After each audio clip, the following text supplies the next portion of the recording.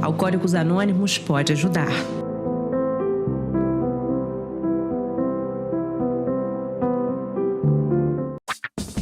Enquanto você acha que alguma coisa deveria ser feita contra o racismo, a Alerj faz. As leis que você precisa, a Alerj faz. Baixe o aplicativo da Alerj e conheça seus direitos.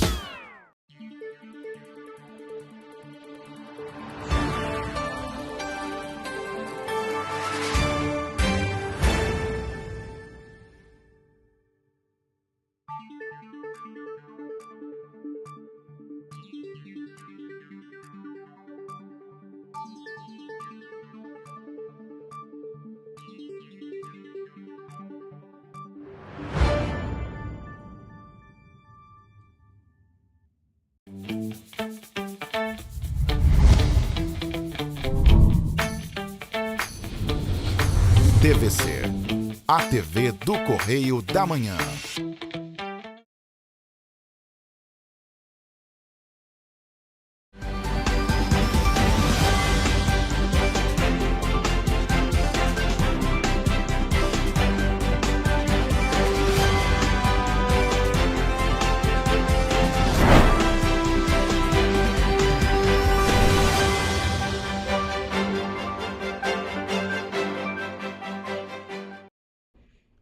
Olá, e começa agora mais um Correio Petropolitano na TV, primeira edição.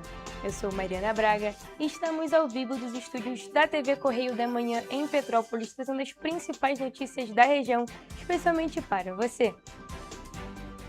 Hoje é segunda-feira, 11 de maio, e você vai ver a seguir. Rodoviários da Turp ameaçam paralisar o serviço em Petrópolis mais uma vez. Rio de Janeiro reduz casos de feminicídio no primeiro trimestre de 2026. Policiais realizam apreensões de drogas e prendem homem com moto roubada em Petrópolis. Ministério da Saúde anuncia a construção da Policlínica em Itaipava. Agora, no Correio Petropolitano na TV, primeira edição. Os rodoviários da empresa Turp Transporte anunciaram que entraram em estado de greve mais uma vez aqui em Petrópolis na última sexta-feira. A paralisação dos serviços pode ter início a partir do primeiro minuto desta terça-feira, dia 12 de maio. Segundo o Sindicato dos Trabalhadores em Transportes Rodoviários de Petrópolis, a decisão de entrar em estado de greve foi tomada por conta do descumprimento das obrigações trabalhistas, situação que vem causando insegurança e prejuízos aos trabalhadores e às famílias. Diante da situação, o estado de greve foi mantido para esta segunda-feira. Para que a greve ocorra dentro da legislação, a entidade encaminhou um ofício para a Prefeitura de Petrópolis, para a Companhia Petropolitana de Trânsito e Transportes, a CPTrans, o 26º Batalhão de Polícia Militar e o Sindicato das Empresas de Transportes Rodoviários de Petrópolis, o CETRANSPETRO. Na sexta-feira, a Turp informou que 78% dos salários foram pagos na quinta-feira e que na sexta todos os trabalhadores tinham sido pagos. E para os petropolitanos, mais uma vez, um simples deslocamento se torna difícil, além da incerteza da prestação do serviço. Eu venho a pé. Quando eu tenho dinheiro, eu pago o Uber. Quando eu não tenho, eu vou a pé, porque eu moro lá no Vale dos Esquilos e trabalho no Valparaíso. Aí eu venho do Vale dos Esquilos até no Retiro a pé, para poder pegar a Cidade das Hortênsias e depois ir para o Valparaíso. Tem que pagar Uber ou andar a pé. Aí eles param amanhã, só tem a Cidade das Hortênsias rodando. Como é que eu fico para ir para casa? Ou eu pago o Uber do meu bolso, que ninguém vai me reembolsar, nem a empresa, ninguém. Isso aí tá uma vergonha para mim, amigo. Não para mim, para a população inteira, né?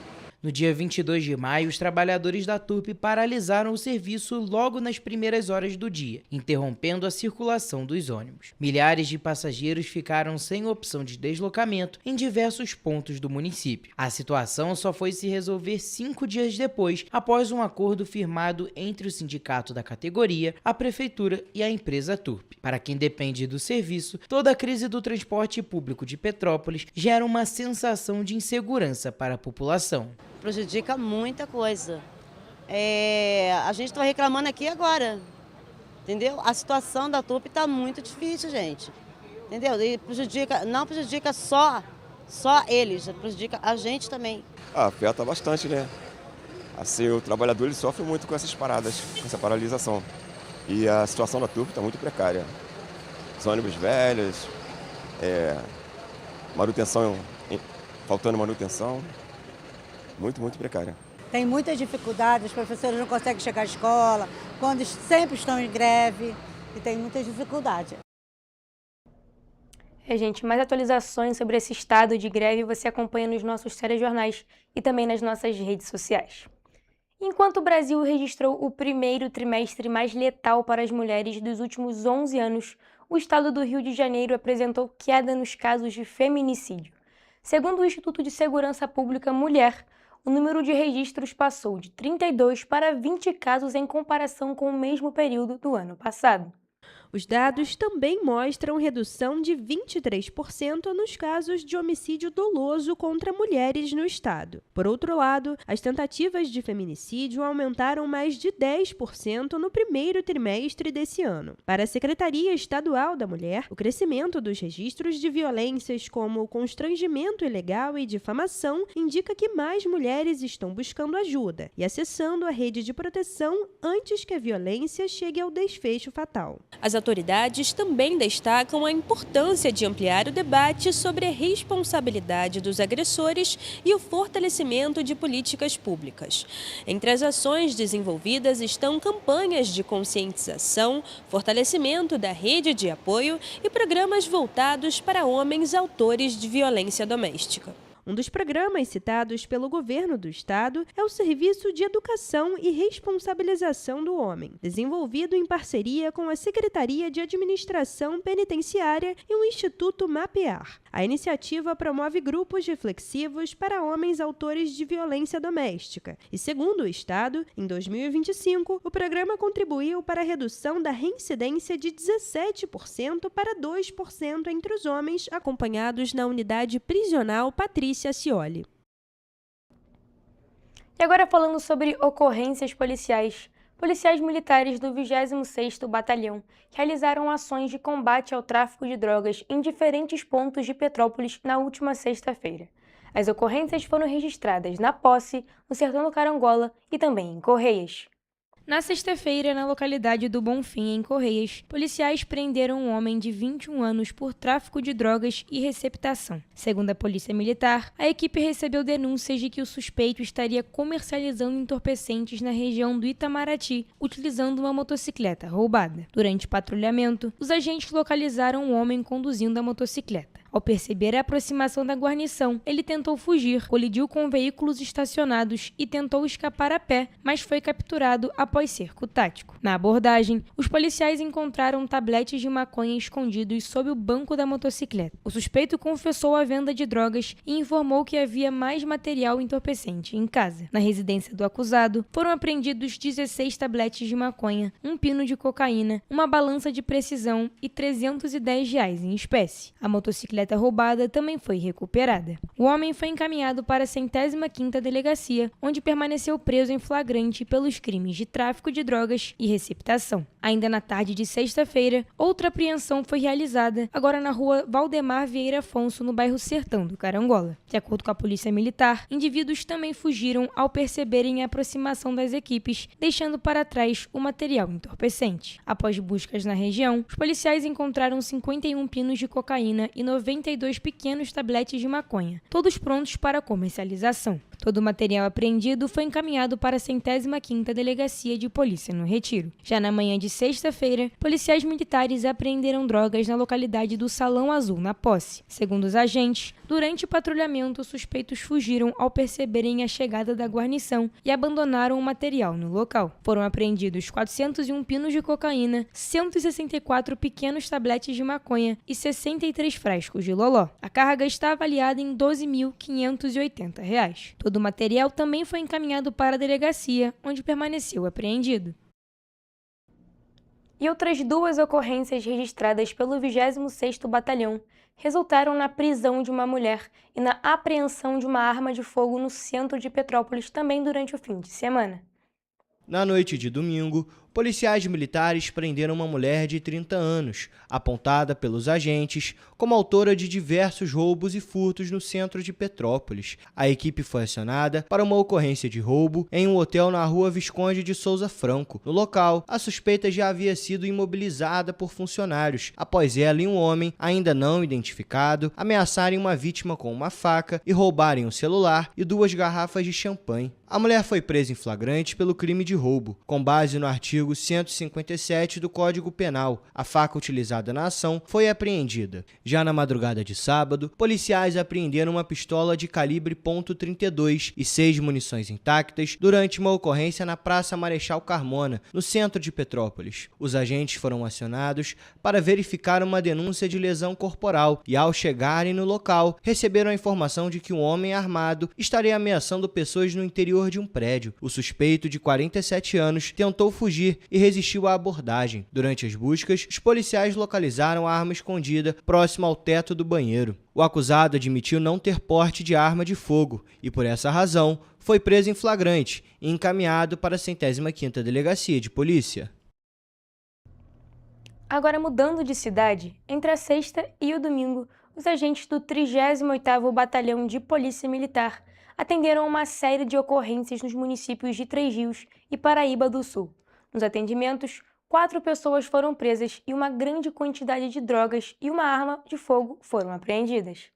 Na tarde deste domingo, um homem de 37 anos foi preso, acusado de furtar uma bolsa no centro de Três Rios. Após busca da polícia, ele foi encontrado já sem objeto. Porém, a vítima e uma testemunha reconheceram o homem como o autor do furto. Após verificação, foi constatado que o suspeito possui extensa ficha criminal, com diversas anotações anteriores pelo mesmo tipo de delito. Após a abordagem, ele foi conduzido à 108ª Delegacia de Polícia em Três Rios, onde permaneceu preso à disposição da Justiça. Também na tarde de domingo, mas desta vez em Paraíba do Sul, um homem e uma mulher, ambos de 30 anos, foram presos suspeitos de envolvimento com tráfico de drogas e associação para o tráfico no bairro Jatobá. Na localidade, os policiais abordaram um homem que tentou fugir e com ele foram encontrados 3 pinos de cocaína e um comprimido de êxtase. Durante as buscas, os policiais ainda localizaram uma sacola com mais 50 pinos de cocaína escondidos sobre o telhado de uma residência próxima. E nas sequências, uma mulher compareceu ao local, assumiu ter entregue as drogas para o suspeito e informou haver mais entorpecentes em sua residência. Ao todo foram apreendidos 53 pinos de cocaína, 9 pedras de crack e 3 comprimidos de êxtase. Os 2 acusados foram conduzidos para a 107ª Delegacia de Polícia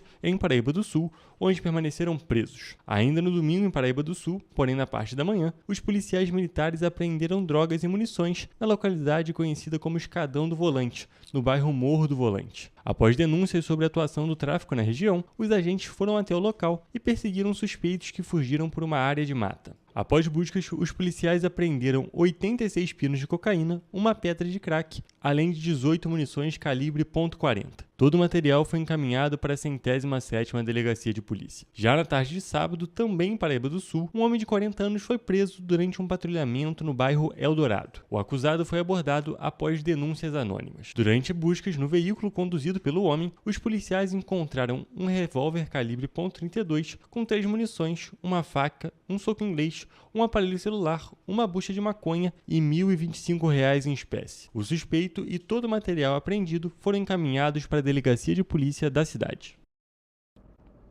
E agora, mudando de assunto, o Ministério da Saúde anunciou na sexta-feira a construção da Policlínica no distrito de Itaipava, em Petrópolis.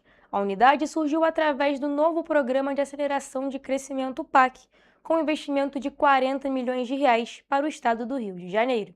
A secretária nacional de Ciência, Tecnologia e Inovação do Ministério da Saúde, Fernanda Denegre, esteve em Petrópolis nesta sexta-feira, dia 8 de maio, para participar da assinatura da ordem de serviço para a construção de uma nova policlínica no distrito de Itaipava, em Petrópolis. A cerimônia aconteceu no Parque Municipal Prefeito Paulo Rates e contou com a presença de diversas autoridades políticas. A policlínica de Itaipava terá o custo de R$ 30 milhões.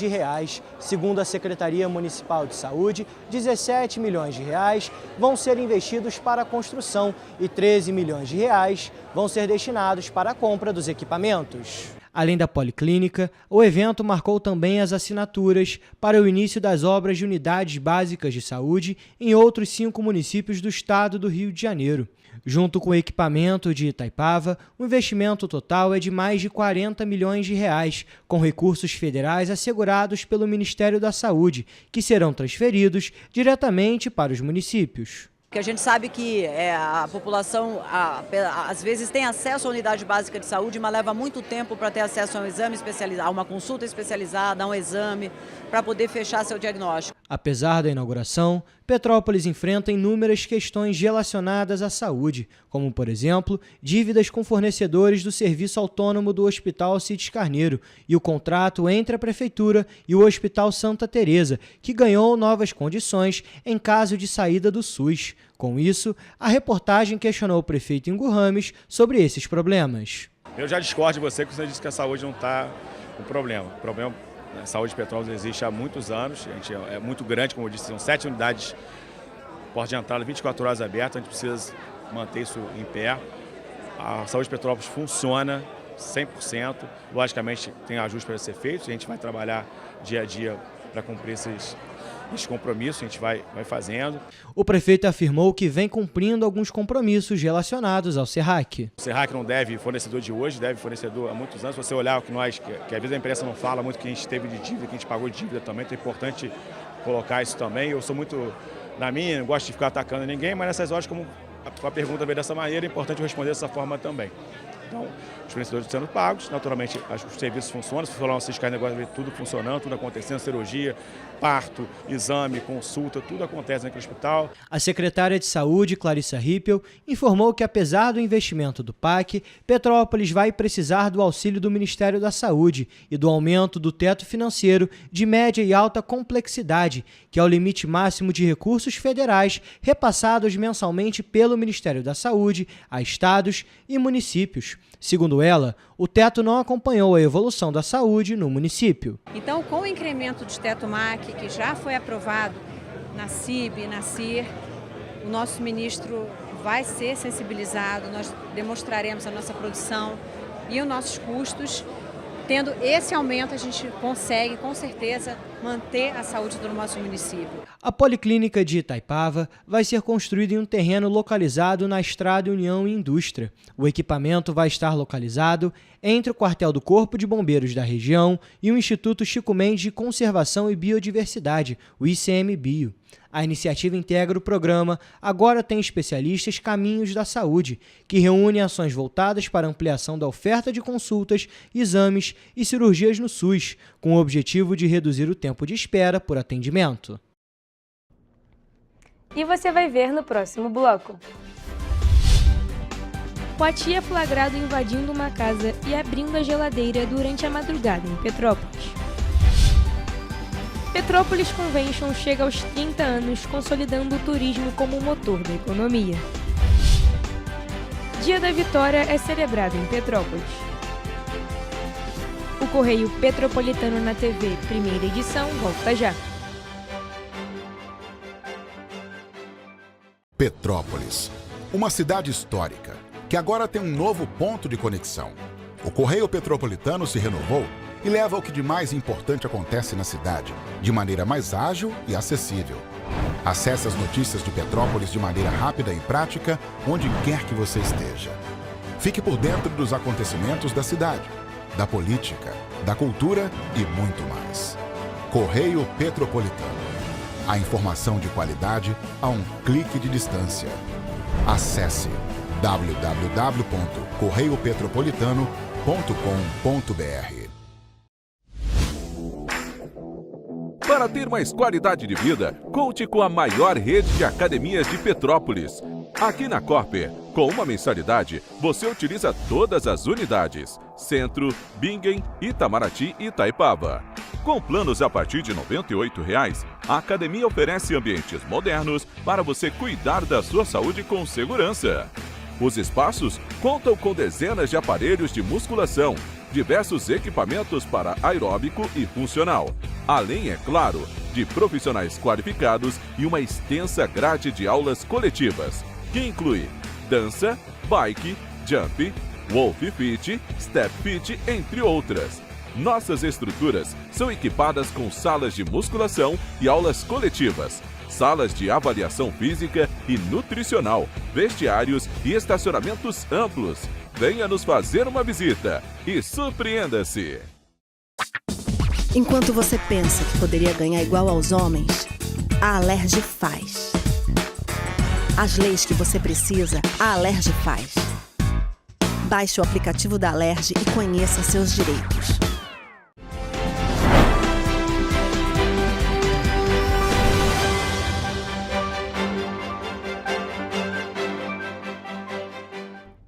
Estamos de volta. Olha só, gente, uma moradora do bairro Carangola, em Petrópolis, levou um susto ao descobrir o motivo do aumento na conta de luz da residência.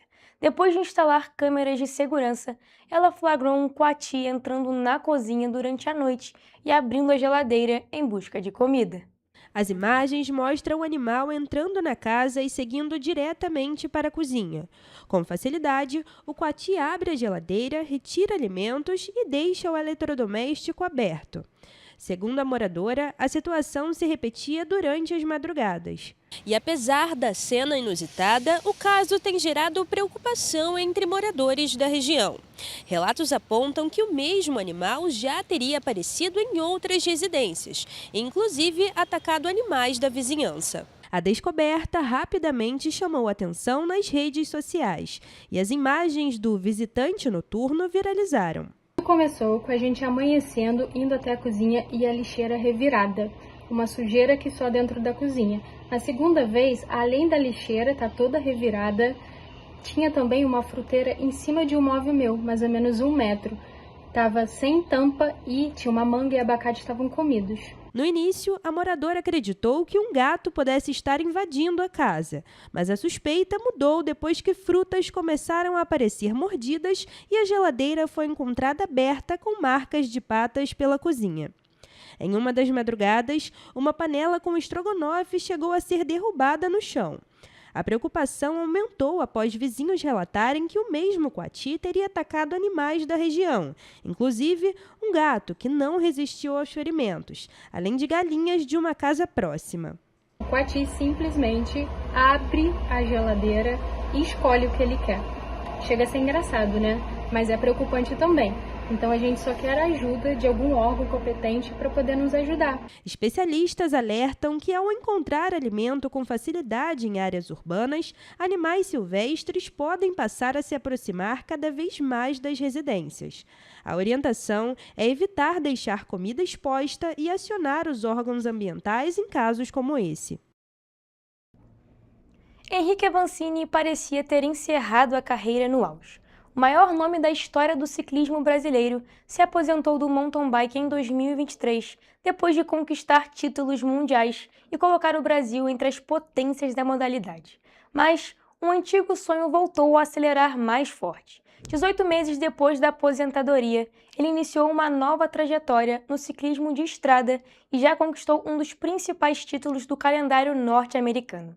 Gabriel Hatz mostra essa nova fase do atleta petropolitano. Era algo que eu estava até buscando, me senti incomodado, assim, me senti nervoso, apreensivo para uma prova. Depois de conquistar principalmente títulos expressivos, que você volte a sentir isso, volte a sentir aquela tensão. Henrique Avancini parecia ter encerrado a carreira no auge. Bicampeão mundial, vencedor de Copas do Mundo e maior nome da história do ciclismo brasileiro. Ele anunciou a aposentadoria do mountain bike em 2023. Meses depois, o antigo sonho voltou a ganhar espaço: competir profissionalmente no ciclismo de estrada. Quando eu me aposentei no mountain bike, eu me aposentei de verdade. E nos meses seguintes, né, foi quando eu cheguei a considerar a possibilidade de resgatar esse sonho antigo que até então tinha ficado adormecido. Depois de conquistar praticamente tudo no mountain bike, Henrique Avancini decidiu recomeçar. A mudança do barro para o asfalto trouxe novos desafios que exigiram adaptação física, técnica e estratégica. No entanto, o resultado veio mais rápido do que muita gente imaginava. E na estrada você acaba competindo com menos pressão também, até por essa incerteza do que pode acontecer. É um ambiente que dá menos pressão, traz menos pressão para o atleta. Em 2026, a Vancini passou a integrar a equipe Localiza Swift, assumindo o papel de liderança em um projeto brasileiro com foco no calendário internacional. O principal resultado dessa nova fase veio no Tour de Gila, uma das provas mais tradicionais dos Estados Unidos. A competição reuniu 19 equipes e algumas das principais estruturas do ciclismo continental. E foi uma pressão que a gente abraçou, de um resultado muito ambicioso, que deixou ali todo mundo com a mão suando, frio na barriga, mas foi muito especial. Foram 5 etapas que desafiaram um atleta experiente. Um contrarrelógio individual de 26 km, percurso montanhoso, circuito urbano e uma etapa final com 162 km e 5 subidas categorizadas. A gente competiu numa desvantagem técnica considerável, então conseguir compensar isso na estrada, dentro das pistas ali, foi extremamente gratificante. 14 meses depois do retorno profissional ao ciclismo de estrada, a Vancini conquistou o primeiro grande título da nova fase da carreira. Conseguir a vitória foi fantástico assim, para o time. São pouquíssimos atletas que venceram classificações gerais na história do ciclismo brasileiro. Fora das pistas, a Vancini segue atuando no desenvolvimento do esporte. Depois do encerramento da equipe estruturada com a Caloi no fim de 2025, o atleta mantém projetos ligados à formação de ciclistas e ao fortalecimento do ciclismo brasileiro. Essa sempre foi a maior motivação, causar o efeito na comunidade, em outras pessoas, em outras vidas, no esporte. E isso sempre tem sido a minha força motriz, é até hoje. Mais do que voltar a competir, Henrique Vancini parece viver uma reinvenção. Depois de transformar o mountain bike brasileiro, agora quer abrir novos caminhos no ciclismo de estrada. Ganhava uma Copa do Mundo e não conseguia nem saborear isso, já estava pensando na próxima. Então sempre foi uma carreira exageradamente ambiciosa e que gerou, obviamente, muito impacto. Acho que hoje eu tenho um pouco mais de equilíbrio nesse aspecto, de poder buscar conquistas e trazer relevância para o esporte, mas de curtir também um pouco mais o processo, apreciar um pouco mais do que foi conquistado. Estou curtindo, acho que de uma forma distinta do que foi a minha carreira no mountain bike.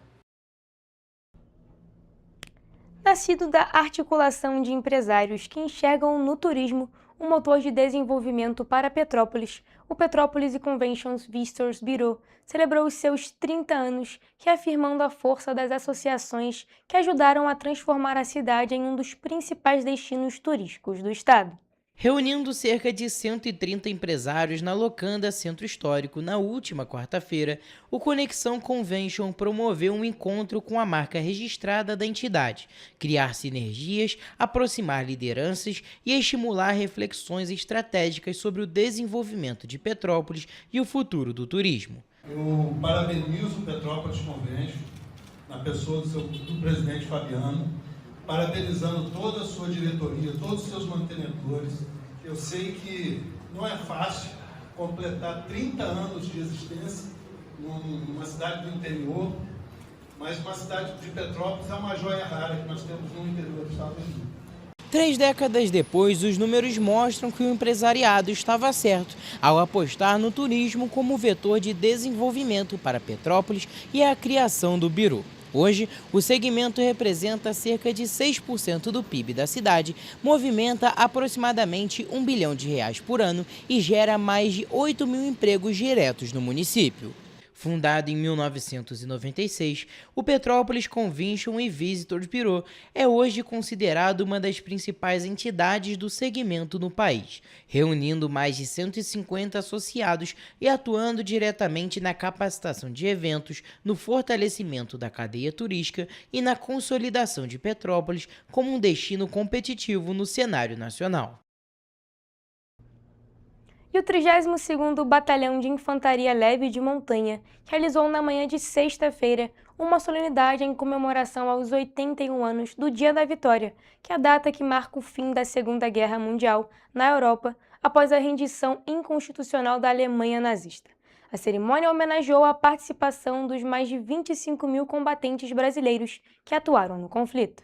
A cerimônia aconteceu na manhã desta sexta-feira na Praça dos Expedicionários, que homenageia os 200 petropolitanos que participaram das batalhas na Itália durante a Segunda Guerra Mundial há 81 anos. Hoje, apesar de nós não possuirmos aqui na cidade mais nenhum dos ex-combatentes vivos, a memória não pode ser apagada, de forma alguma. Essa data ela é importante para nós relembrarmos dos heróis que se deslocaram daqui da cidade de Petrópolis, e não só dos petropolitanos, mas também de todo o Brasil, que se deslocaram além-mar para combater no Teatro de Operações da Itália. O Dia da Vitória, celebrado no dia 8 de maio, marca a rendição incondicional da Alemanha nazista aos aliados em 1945, encerrando a Segunda Guerra Mundial na Europa. É uma data de celebração da paz, da democracia e do fim do totalitarismo, honrando os soldados que lutaram, incluindo da Força Expedicionária Brasileira. A celebração foi promovida pelo 32º Batalhão de Infantaria Leve de Montanha. Segundo o tenente-coronel Diogo Oliveira, essa é uma maneira de manter a memória e a importância da data sempre viva.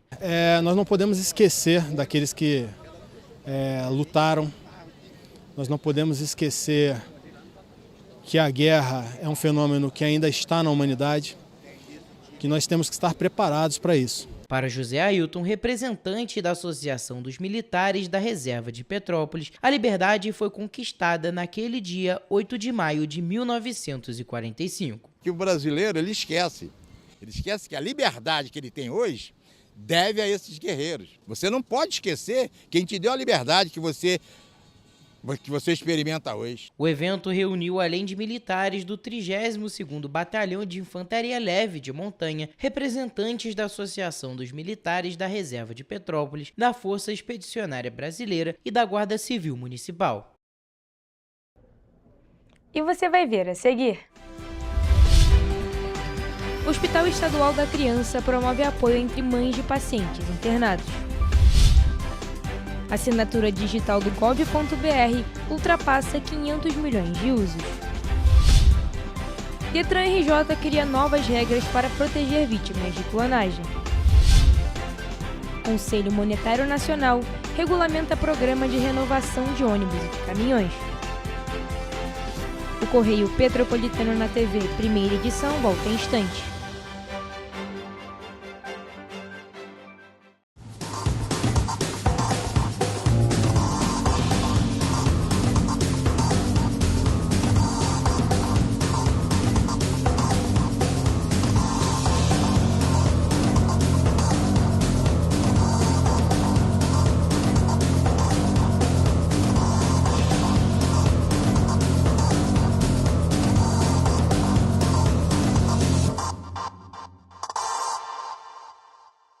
Correio da Manhã, o grupo de comunicação que mais cresce no Brasil.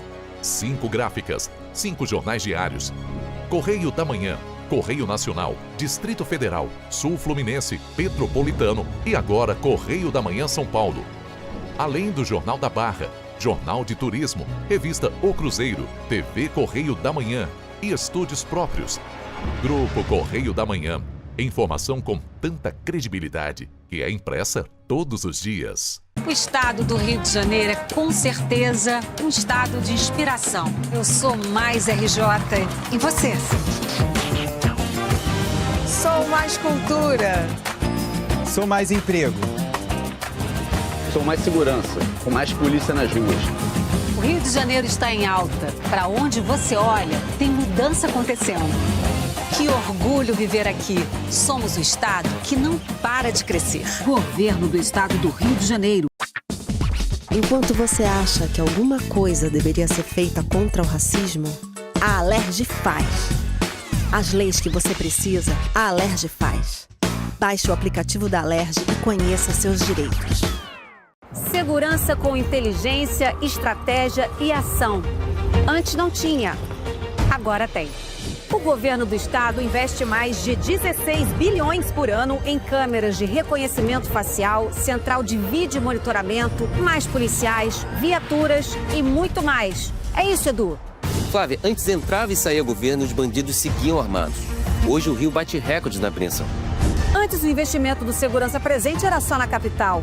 Agora são mais de 50 bases em diversas regiões. Vai daí, Gisélio.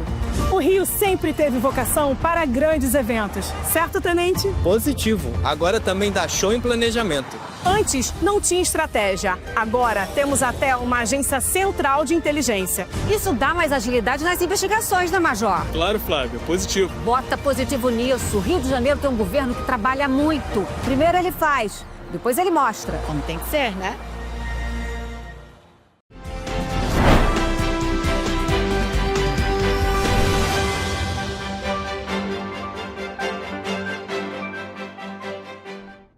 Estamos de volta. E o Hospital Estadual da Criança, que é referência em pediatria de alta complexidade, tem investido no acolhimento das famílias de pacientes internados. Uma das iniciativas é a promoção de encontros entre mães que já passaram pelo processo de internação dos filhos e outras que ainda enfrentam esse desafio. Direcionado à criança, obviamente, ela é o paciente, mas também é direcionado à família. A família tem um espaço de cuidado. A troca de experiências tem ajudado a transformar o medo e a angústia em esperança. Mães que viveram longos períodos dentro do hospital compartilham histórias de superação e oferecem apoio emocional às famílias que acompanham o tratamento dos filhos. A gente consegue perceber que para a criança estar bem, a família precisa estar bem também. Se a família não estiver bem, a gente fragiliza a criança nesse cuidado. É uma troca de experiências, né? E acaba criando vínculo também entre as mães, porque no período de internação que elas estão aqui, elas ficam mais tempo juntas no andar, né? Então acabam criando essa relação entre elas, de uma dando suporte emocional para a outra, né? Além do apoio emocional, as mães também encontram formas de tornar a rotina hospitalar mais leve. Mãe de Anthony, paciente de 1 ano que luta contra um câncer, se emocionou com a trajetória de Shirley Perseguim. Durante 8 anos, a administradora residencial enfrentou seguidas internações do filho no Hospital Estadual da Criança. No ano passado, ele venceu a leucemia. Eu tenho um choro de alegria e eu sei que você precisa perseverar. Você vai ter muito choro de dor. Mas assim, você chora na certeza de que vai dar tudo certo. Sim. A importância da gente ver uma mãe que já passou por isso, passando essa força, né? É muito importante. Eu quero te parabenizar, né? Por todas essas batalhas vencidas. Porque não é fácil. Tem gente que se entrega, tem gente que às vezes não aguenta, né, passar por tantas coisas assim. Não é fácil, eu tô desse lado, não é fácil, mas é gratificante ver que passou para você, acabou. Franciele Freitas, mãe da Alice de 5 anos, conta que improvisou um salão de beleza nos corredores enquanto acompanhava a filha, que passou por um transplante na unidade. Eu sou designer de sobrancelha e sou manicure, né? Aí tinha mães que eu trazia meu kitzinho, né? Deixava sempre dentro da bolsa, né? Porque também eu não gosto de ficar sem fazer minhas coisas. E fazia a sobrancelha de algumas mães que estavam ali. Falava assim, tu sabe fazer? Quer fazer a minha? Falo, faço. Sentava aqui num espacinho que tinha ali no CTI e falava assim, vamos fazer. Em 13 anos de funcionamento, o Hospital Estadual da Criança já realizou mais de 66 mil cirurgias, 264 mil consultas e 324 transplantes. A unidade atende pacientes dos 92 municípios do estado por meio do Sistema Estadual de Regulação. Agora, mudando de assunto, o serviço de assinatura eletrônica da plataforma gov.br alcançou a marca de mais de 500 milhões de utilizações em todo o país. A ferramenta gratuita permite a assinatura digital de documentos com validade jurídica e tem substituído deslocamentos e filas em cartórios.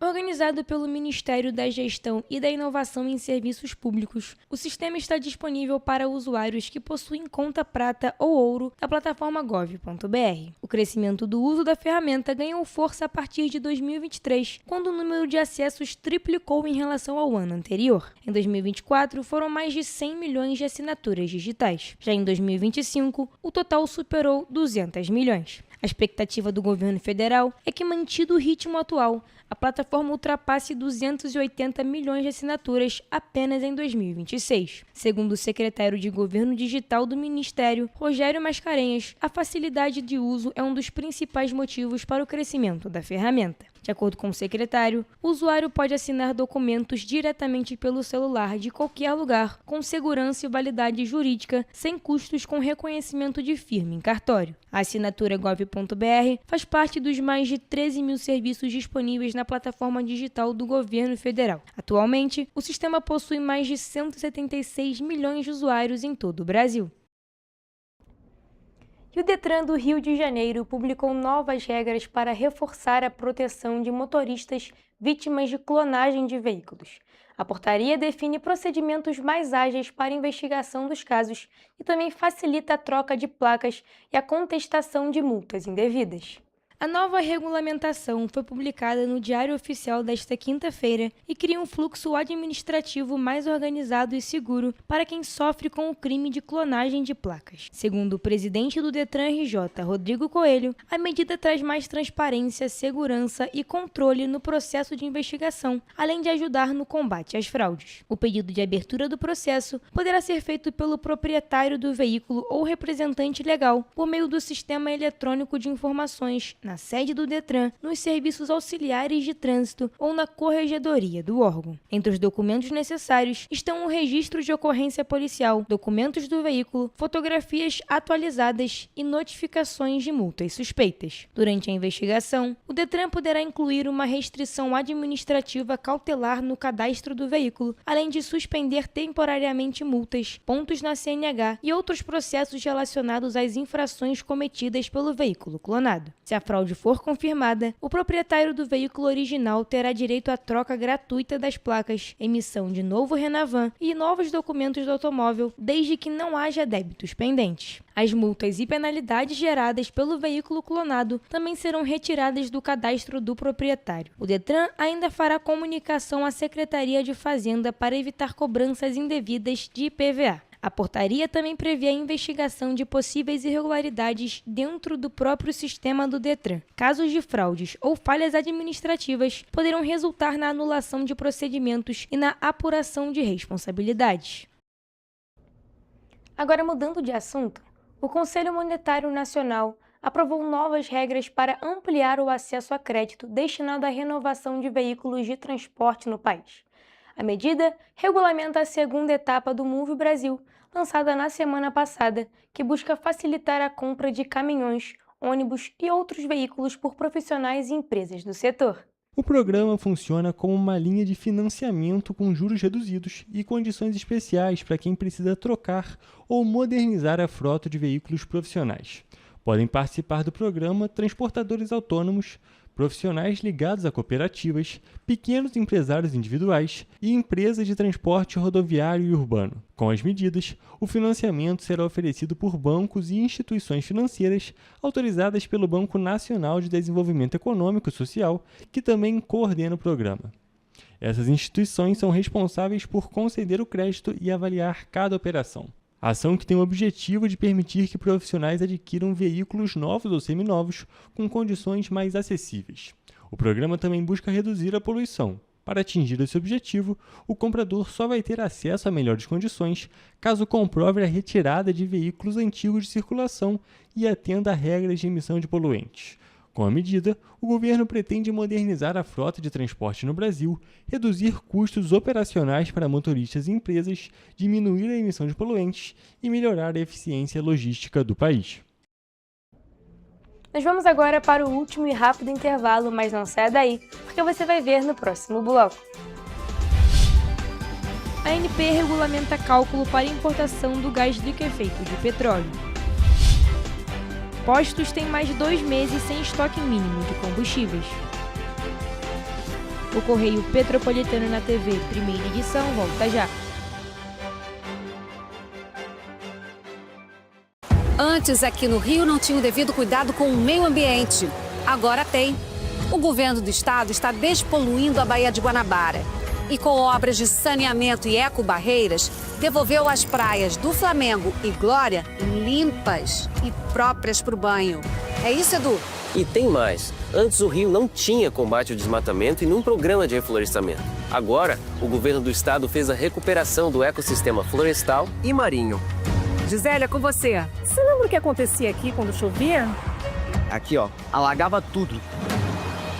Agora, o governo do estado investiu mais de 800 milhões no Limpa Rio e limpou 3.000 quilômetros de rios, córregos e canais em todo o estado, evitando assim o impacto das chuvas.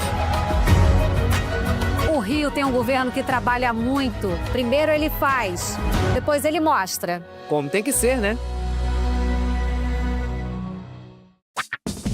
Enquanto você imagina que poderia rolar desconto na conta de luz, a Alerj faz. As leis que você precisa, a Alerj faz. Baixe o aplicativo da Alerj e conheça seus direitos.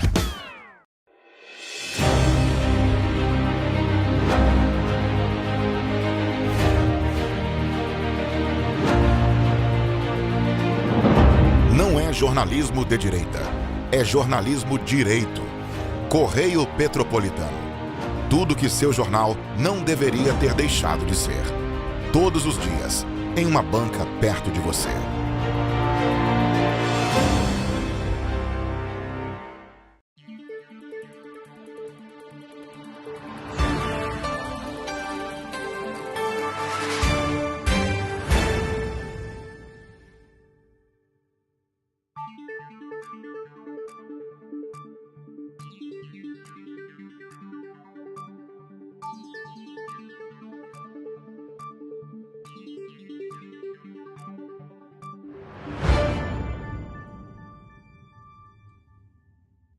Petrópolis, uma cidade histórica, que agora tem um novo ponto de conexão. O Correio Petropolitano se renovou e leva o que de mais importante acontece na cidade, de maneira mais ágil e acessível. Acesse as notícias de Petrópolis de maneira rápida e prática, onde quer que você esteja. Fique por dentro dos acontecimentos da cidade, da política, da cultura e muito mais. Correio Petropolitano. A informação de qualidade a um clique de distância. Acesse www.correiopetropolitano.com.br.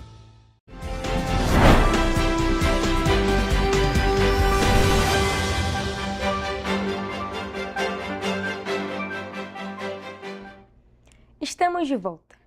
E a diretoria da Agência Nacional do Petróleo, Gás Natural e Biocombustíveis, ANP, aprovou uma nova resolução para regulamentar a metodologia de cálculo do preço de referência para a concessão de subvenção econômica à comercialização de óleo diesel. A metodologia foi instituída por medida provisória em 12 de março deste ano e se refere à importação de gás liquefeito de petróleo, que é conhecido como gás de cozinha, e também a resolução revoga a norma anterior sobre o tema.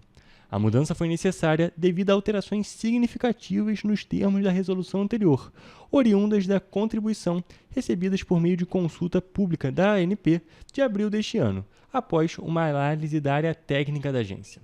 Com relação às contribuições da consulta pública, a ANP identificou a necessidade de aprimorar a metodologia de cálculo referente ao preço referência, para refletir a influência do mercado estadunidense na precificação das importações de óleo diesel. Também foi incluído o recálculo dos pesos constantes na tabela 2 da resolução, com base nos dados da ANP de produção e movimentação de combustíveis. No caso das determinações trazidas por decreto de 2026, foi necessária alterar a data base de atualização dos preços de referência do produtor de óleo diesel que refina o petróleo nacional próprio, de 18 para 12 de março. Também foi necessário incluir metodologia para a ponderação dos preços de comercialização para agentes com dupla habilitação e também incluir metodologia específica de GLP baseada na paridade de importação, considerando como referência de origem o preço da região do Golfo Norte-Americano. E ainda nesse assunto, a Agência Nacional do Petróleo prorrogou por mais 2 meses a flexibilização que dispensa produtores e distribuidores de manter estoque mínimo de gasolina e diesel em uma tentativa de garantir o abastecimento no país e reduzir a pressão sobre os preços dos combustíveis. A medida, que terminaria em abril, foi estendida até o dia 30 de junho e permite que produtores e distribuidores operem sem a obrigação de manter reservas mínimas dos combustíveis. Segundo a Agência Nacional de Petróleo e Gás Natural, a flexibilização busca garantir o abastecimento e reduzir a pressão sobre os preços ao permitir que mais produto seja direcionado diretamente para o consumo. A regra original, definida pela Resolução 949 de 2023, exige estoques semanais de gasolina A e diesel A, que são os combustíveis antes da mistura com etanol e biodiesel. A medida faz parte de um pacote adotado desde março, em meio à alta internacional do petróleo, agravada por tensões no Oriente Médio e impactos na oferta global. Com menos petróleo circulando, o preço do barril disparou nos últimos meses, impactando diretamente o valor dos combustíveis no Brasil, que também depende de importações, especialmente de diesel. Além disso, o governo federal tem adotado outras medidas, como isenção de tributos e subsídios, para tentar conter a escalada dos preços ao consumidor. E com a atualização da NR1, que é a norma regulamentadora do Ministério do Trabalho e Emprego, as empresas do país passam a ter obrigação de incluir os riscos psicossociais na gestão de segurança e saúde ocupacional no ambiente de trabalho. Em resposta à necessidade, uma startup de Petrópolis criou um sistema que facilita o contato entre gestores e funcionários, apresentando assim as informações exigidas pelo Ministério. As empresas de todos os portes do Brasil passam a ter, a partir de agora, a obrigação de incluir os chamados riscos psicossociais na gestão de segurança e saúde ocupacional no ambiente de trabalho, tendo como base a atualização da NR1, editada pelo Ministério do Trabalho e Emprego. Só que tem uma questão, na NR1 em si, a palavra psicossocial só aparece 3 vezes. E não diz exatamente como atuar nesses riscos psicossociais. De acordo com a determinação, é de responsabilidade da própria empresa realizar o mapeamento dos riscos ocupacionais dentro de cada função de trabalho. Isso pode ser feito através de formulários aplicados aos colaboradores. Depois que é feita a identificação desses riscos ocupacionais, é necessário gerar um programa de gerenciamento desses riscos, implementar esses programas, implementar essas ações que foram identificadas. Essa medida reforça a importância dos cuidados frente ao aumento do número de afastamentos por transtornos mentais em todo o país, com destaque para Petrópolis. De acordo com pesquisa do Observatório de Segurança e Saúde no Trabalho, somente em 2024, cerca de 1.200 trabalhadores petropolitanos foram afastados e receberam auxílio por incapacidade temporária, todos eles por fatores psicológicos. Se comparado ao ano anterior, o número aumentou 79%. Com essa demanda na cidade, a startup petropolitana EndoWeb criou um sistema específico que visa mitigar essa realidade no mercado local. Hoje, a gente consegue entender a importância da comunicação interna, do endomarketing, mais precisamente da cultura organizacional, para diminuir esses índices. Então, assim, a gente entrega uma ferramenta hoje digital que a empresa consegue fazer um mapeamento desses riscos. O trabalho da empresa busca fazer um mapeamento necessário dos riscos dentro do ambiente de trabalho por meio de um sistema de comunicação interna dos funcionários com os gestores da empresa. Esse produto busca a adequação às normas da NR1 e a melhora no ambiente organizacional. Se você consegue mapear e entender, os alertas te ajudam a tomar ações, a entender que talvez é necessário mudar algumas lideranças, talvez é necessário conduzir melhor, talvez é necessário mudar um pouco daquele ambiente de trabalho, criar ações para melhorar aquele clima organizacional. Segundo Wallace, essa melhora pode gerar resultados diretos no rendimento e nas vendas da empresa. Se o colaborador dele está bem, se existe clima organizacional bom, isso resulta em venda. As empresas podem buscar apoio na adaptação às novas exigências entrando em contato com a EndoWeb pelo site endoweb.com.br ou pelo WhatsApp DDD 24 2020 9372. E vamos agora para a previsão do tempo.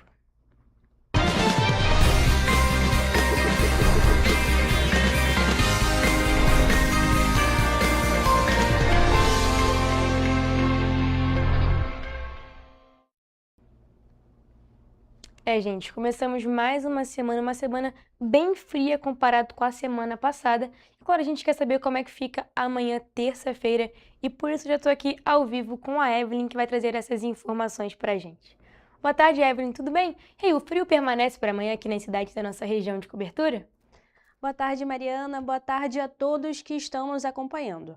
Olha, a previsão para amanhã segue essa mesma tendência de ontem, ou seja, bem gelada. Isso por causa da passagem de uma massa de ar polar que está passando por aqui e despencou as temperaturas. Olha, em Nova Friburgo, como de costume, iniciando a nossa previsão do tempo, a terça-feira vai ser de sol com muitas nuvens e períodos de céu nublado. À noite pode ocorrer pancadas de chuva e os termômetros na cidade vão variar entre mínima de 12 e máxima de 20 graus. Em Teresópolis, o dia será de sol com algumas nuvens e névoa ao amanhecer.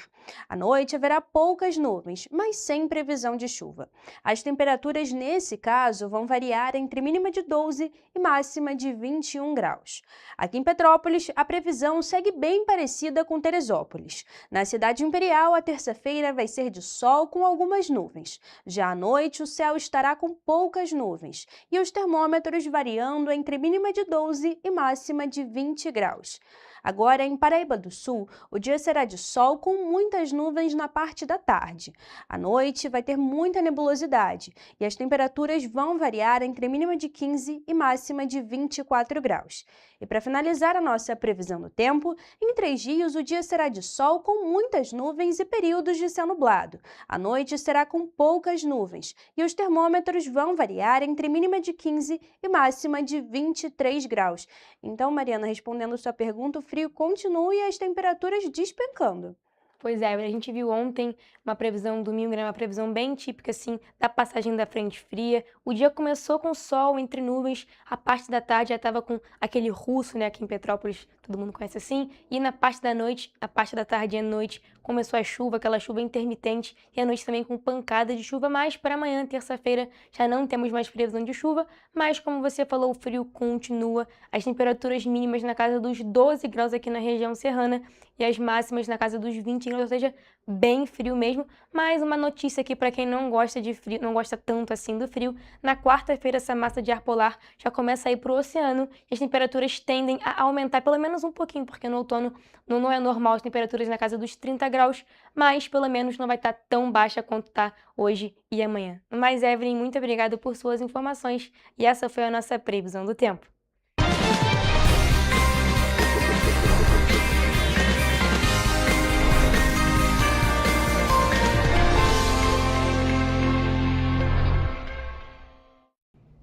Pessoal, a gente fica por aqui, mas mais notícias e informações você encontra nos nossos telejornais, além do nosso site em correiopetropolitano.com.br e também nas nossas redes sociais, o Facebook, TV Correio da Manhã e os nossos Instagrams, @Correio Petropolitano e @TV Correio da Manhã. Siga a gente para se manter sempre informado. E olha, a participação de vocês através do envio de denúncias é muito importante. Essas denúncias podem ser enviadas através do nosso e-mail em tvccorreiodamanhã@gmail.com ou, é claro, também para o nosso WhatsApp em DDD 24 99248 3167. O Correio Petropolitano na TV primeira edição fica por aqui, mas amanhã a gente tá de volta. Eu espero por vocês a partir de 1h da tarde. Temos um encontro marcado. Até lá!